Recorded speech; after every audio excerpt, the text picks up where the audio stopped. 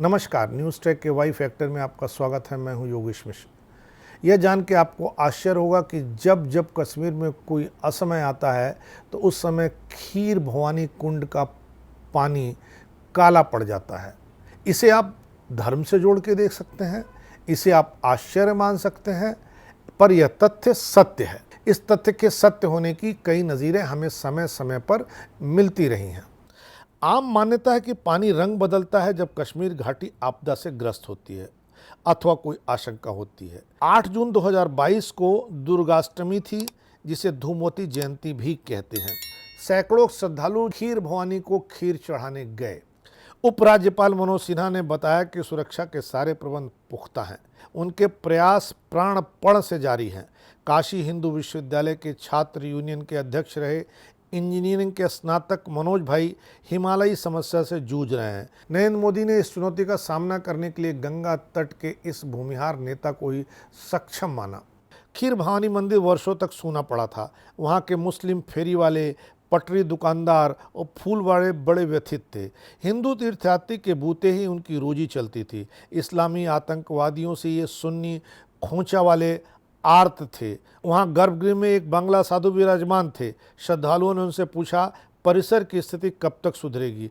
उस दौर में इस्लामी दहशतगर्दी चरम पर थी। वे बोले, 3 दशकों बाद माँ फिर से नृत्य करेंगे। आज जब खीर भवानी तक पहुँचने के लिए श्रद्धालुओं का तांता लगा हुआ है तो 3 दशक बीत गए हैं।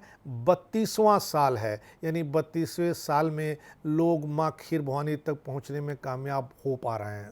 खीर भवानी का अपना महात्म्य है, विशिष्टता है, गाथा और आकर्षण है। दशकों पश्चात अब माँ फिर प्रमुदित हुई है। भक्तजन उमड़ कर आ रहे हैं। हालांकि महबूबा मुफ्ती का खीर भवानी माँ मंदिर में एकदा इबादत के बाद भावुक बयान था, पंडितों के बिना कश्मीर अधूरा है। उस काल में कश्मीर की हालत ऐसी थी मानो समूचा कश्मीर शत्रुभूमि है। कश्मीर में पाकिस्तान का टेलीविज़न देखा जाता था, पाकिस्तान रेडियो सुना जाता था, लाहौर के प्रोग्राम आते थे। उस समय यूपी के आईपीएस गिरीश चंद्र सक्सेना गवर्नर थे। वे गुप्तचर संस्था रा के मुखिया रहे हैं। हालात इतने खराब थे कि गवर्नर रात को सेना कमांडर के छावनी स्थित मकान में जाकर के रहते थे और राजभवन रात को खाली रहता था, अंधेरे में सन्नाटे में सोया रहता था। खीर भवानी की पृष्ठभूमि पौराणिक है।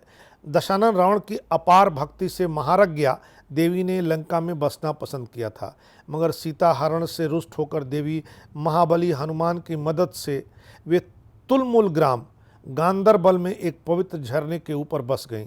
वहीं मंदिर बन गया। वहाँ एक कुंड है जो सदा स्वच्छ जल से भरा रहता है। उसका जल धवल होता है, लेकिन जब कश्मीर पे कुछ समय आता है तो यह पानी अपने आप काला हो जाता है। माता को प्रसाद के रूप में केवल पकाए गए मीठे चावल की खीर पसंद है। यहाँ ज्येष्ठ अष्टमी को मेला लगता है। इस पर्व पर मोदी जी ने भी आस्थावानों को शुभकामनाएं भेजी।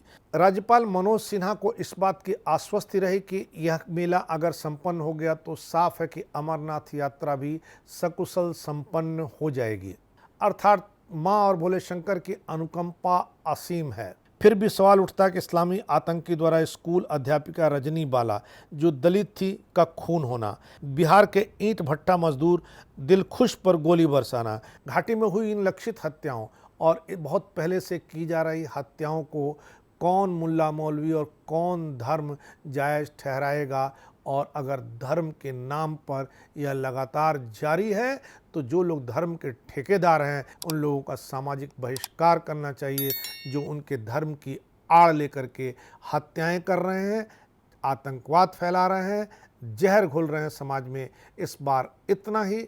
अगली बार फिर मिलेंगे किसी नए सवाल पर नए ढंग से बात करने के लिए। तब तक के लिए नमस्कार।